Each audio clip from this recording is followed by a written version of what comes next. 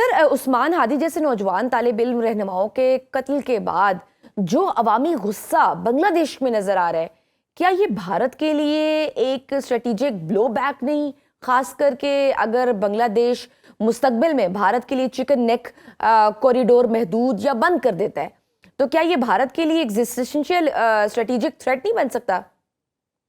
भारत को यही करो ना, व्हाई डिड दे किल, मतलब उसको क्यों शहीद किया इन लोगों ने? Because he was the new face of Bangladesh, the real face of Bangladesh, not new but the real face of Bangladesh.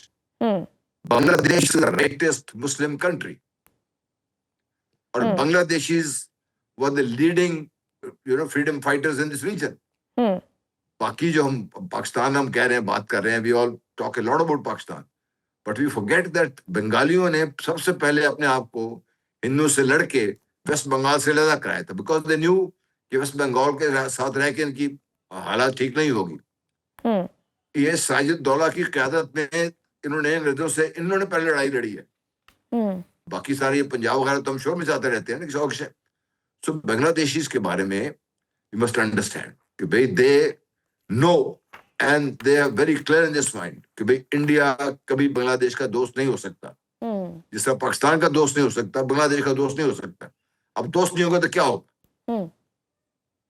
जिस तरह उस बच्चे को उन्होंने शहीद किया है, बिल्कुल उनका ख्याल ये है कि भाई ये सब कुछ इससे उलट-पलट हो जाएगा। ना हो, बांग्लादेश का जो रियल फेस सामने आ रहा है ना, एक यंग वाइब्रेंट जो है ना राइटेस्ट माइंडेड जो लोग हैं, those who understand they have suffered from the Hindus so much कि आपको मुझे इसका अंदाजा नहीं है। उनकी जो सफरिंग है एट द हैंड्स ऑफ 1970 तक, मैं आपको खुद अपना पर्सनली बता रहा हूँ, 1970 तक जो बांग्लादेशी बेचारे किसान काम करते थे, उनके पैसे जो उनके जो मालिक थे वो कलकत्ता में बैठे हुए थे। बिल्कुल। This I'm talking 1970, नवंबर 1970। और सर वैसे भी अब देख रहे हैं हम, जैसा से कि टर्की के साथ ड्रोन्स, चीन के साथ फाइटर जेट्स और सऊदी अरब के साथ जो हम दिफाई मुआहदे हुए, ये सब मिलकर डोंट यू थिंक कि पाकिस्तान को एक इंटीग्रेटेड डिफेंस हब बना रहे हैं या बना सकते हैं? देखो, बना सकते हैं, उसमें मुझे कोई वो नहीं है, दो राय नहीं हो सकती इसमें। लेकिन should Pakistan get into that role right now? Obviously ये सारे जो स्टेप्स हैं, ये प्रिपरेटरी स्टेप्स हैं, इसमें टाइम लगता है इसमें सारे इसमें, और गेट इनटू दैट पॉइंट। क्योंकि देखिए पाकिस्तान को हमें जो हमारे एक्चुअली झील है ना हमारी, वो हमारी इकोनॉमी है। बिल्कुल, इकोनॉमी जहाँ पे मतलब आज भी कल भी मैं सुन रहा था किसी का डॉलर मिल लेना यहाँ पे, जब आपकी इकोनॉमी इस तरह हो ना, फिर आपके लिए ये बड़े बड़े उसमें जाने के लिए आपको बहुत एहतियात करनी पड़ती है, टाइम लगता है इसमें। डेफिनेटली समय पहले भी कहा, पाकिस्तान अल्हम्दुलिल्लाह is now being accepted as a power in the region, not in of the level के जहाँ पे हम कह सके कि we can compete with the powers like.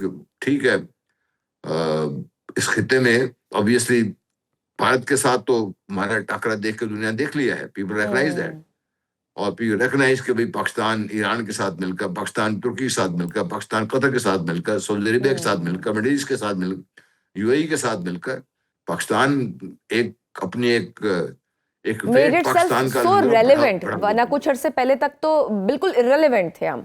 Sir इस सारे तनाजुर में भारत का किरदार जो शुरू से ही हम देख रहे हैं कि काफ़ी नेगेटिव है, प्रोपेगेंडा करने वाला था, वो आज मुसलसल नाकामी और ख़तरात में धंसता जा रहा है। प्रॉक्सी नेटवर्क जो वो अफगानिस्तान के ज़रिए पाकिस्तान में चलाता है, या बांग्लादेश में हसीना वाजिद के ज़रिए जो चला रहा था वो तबाह होता दिखाई दे रहा है। इसको आप भारत के मुस्तकबिल के लिहाज से कैसे देखते हैं?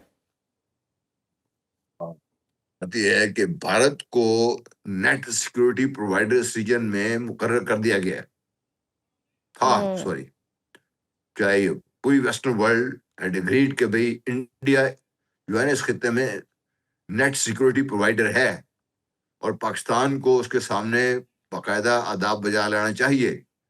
और अगर आपको याद हो तो हमारे एक नेशनल सिक्योरिटी एडवाइजर थे, वो अमेरिका को प्यारे हो गए हैं, उन्होंने भी ये बयान दिया था कि अब इंडिया इज लाइक कोई साइकिल का पहिया है ना, उसका एक जो बीच में हब होता है, इंडिया इज लाइक दैट। बाकी सारे मुल्क जो हैं, भूटान, सिक्किम वगैरह वगैरह, सारे वो तारे हैं, स्पोक्स हैं जो आकर से जुड़े हुए हैं इसके साथ, ताकि इंडिया हब है वो चलेगा तो सब चलेंगे, इंडिया रुकेगा तो सब रुक जाएंगे।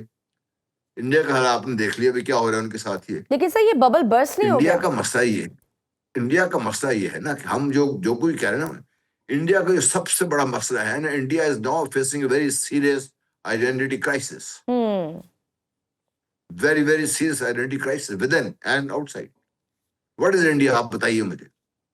Is it to Hindu state? No, Hindus are in minority. Is it a secular state? No. Is it a shining India? No. Poverty आप देख लें वहां पे। इंडिया है क्या इस वक्त, अभी बताइए ना मुझे। तो इंडिया में आप राज देख लें वहां पे, जो वो काफी सारी सेकुलर, शोर जिस शराबा, सबको सेकुलरिज्म की पता वो है बात करता था, जिस डेमोक्रेटिक नॉर्म्स की, तो वो भी कहीं भी प्रैक्टिस नहीं हो रहे अब। नहीं, मैं कह रहा हूं ना कि इंडिया है क्या इस वक्त, मुझे बताइए। पाकिस्तान के बारे में सब कहते हैं इस्लामी मुल्क है, इस्लामी एटमी मुल्क है, कहते हैं ना लोग सारी दुनिया। ना इंडिया के अब बारे में इंडिया क्या एक कहते हैं हम लोग? एक्सट्रीमिस्ट रह चुका है, बन चुका है। आप देख, इंडिया वो कह रहे थे ना कि बहुत बड़ी ये डेमोक्रेसी है जी, बड़ी। वो कहते हैं आप वहां पे जो जुल्म हो रहा है माइनॉरिटी के साथ, उसको डेमोक्रेटिक जो उनका फेस था वो भी खत्म उतर गया, वो भी उनका मलमा उतर गया, इनका भी। हम सारी बात करते हैं। मैं let me give you another idea. जो सदर्न इंडिया है ना, साउथ इंडिया, जो टर्वेडियंस हैं, they hate the northern Indians and they're ready to break away from the rest of the, जो है ना, ये जो पागल लोगों का मुल्क बनाया हुआ उन्होंने, जो हिंदुत्व और वगैरह वगैरह का। So things R India. इसलिए मैं कह रहा हूँ ना कि जब हम नेट सिक्योरिटी प्रोवाइडर जैसे लेवल, इंडिया ने अपने आप को समझ लिया था ना, and conducting step like that, और ट्रीटिंग पाकिस्तान लाइक दिस, कि पाकिस्तान को हम ये उड़ा देंगे तो ये कर देंगे तो वो कर देंगे। लीबिया के साथ $4 अरब से जायद के दिफाई मुआहदे पर बात करते हैं। क्या आप इसे महज एक हथियारों की डील समझते हैं, ये पाकिस्तान की स्ट्रेटेजिक आउटरीच इन नॉर्थ अफ्रीका का आगाज है? देखिए, स्ट्रेटेजिक आउटरीच की जब हम बात करते हैं तो फिर हम we talk of lot of power behind that reach. As yet हम पाकिस्तान उस लेवल पर नहीं है। हाँ, पाकिस्तान के ताल्लुकात जो हैं वो दुनिया से बेहतर हो रहे हैं, और लीबिया के साथ बहुत अच्छे बाद इतनी बड़ी जो बातचीत हो रही है लीबिया के साथ, क्योंकि अगर आपको याद हो कि आपको तो शायद याद नहीं होगा, ये 70s 80s में कहीं था जब ये गद्दाफी स्टेडियम हुआ करता था, लाहौर स्टेडियम था, बाद वो उसके बाद मामला बिगड़ना शुरू हुए और मगरबी दुनिया ने लीबिया का तबाह करके छोड़ा। अब थोड़ी उनकी हालत संभली है, और ये जो हथियार हम बेच रहे हैं, ये भी देखिए, Libya actually is under UN sanctions, लेकिन दुनिया उससे डील कर रही है, और पाकिस्तान को डेफिनेटली हक हासिल है।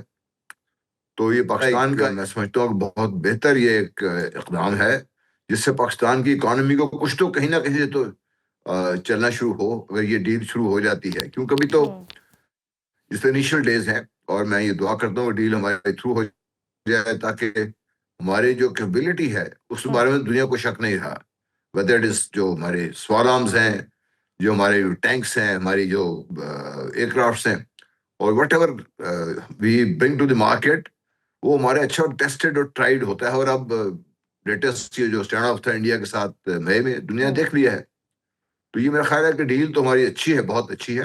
लेकिन मैं स्ट्रेटेजिक आउटरीच कहने की जो है, मैं इसलिए रुक रहा हूँ अच्छा, कि definitely it's a very good outreach, but strategic outreach के लिए you are talking of China, you are talking of Russia, you are talking of United States of America.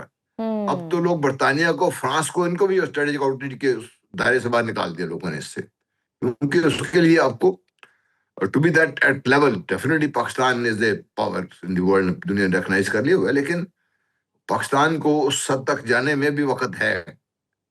क्योंकि मसला हमारा और कुछ नहीं है, मसला ये है कि हमने जो ये हाथ फैलाए फिरते रहते हैं, और economy which is tanked, I think I would say,